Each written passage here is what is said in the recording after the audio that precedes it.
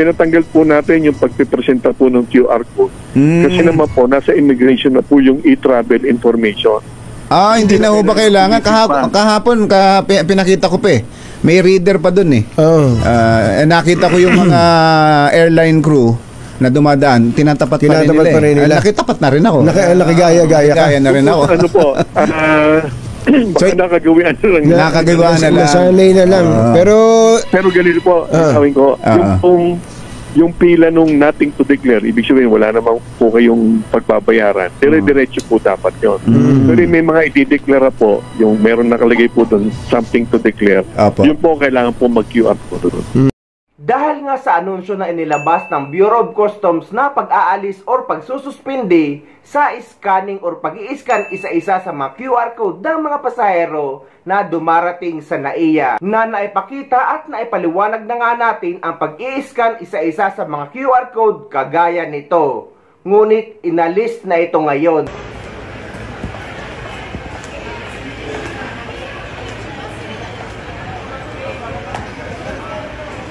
Pero napakaraming mga OFW ang nalilito at nagtatanong na kung totoo daw ba na inalis na ang e-travel or ang e-travel registration. Meaning daw ba nito ay hindi na kailangan mag-register sa e-travel kapag uuwi sa Pilipinas at kapag pupunta or babalik sa ibang bansa? Ang sagot guys ay hindi e-travel registration ang inaalis ng Bureau of Customs. Ang inaalis ng Customs is yung pag-i-scan isa-isa sa mga QR code ng mga pasahero na dumarating sa NAIA. Pero ang pagre-register sa e-travel ay still required pa rin. Inuulit natin guys para sa mga nalilito. Ang scanning or pag-i-scan lang ng QR code or ng e-travel QR code isa-isa ang inalis ng Bureau of Customs na dumarating sa NAIA para mabawasan ang paghaba ng pila ng mga pasahero.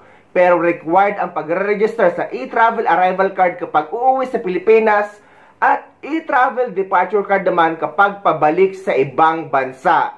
Malinaw yan guys at wag na wag kayong malilito.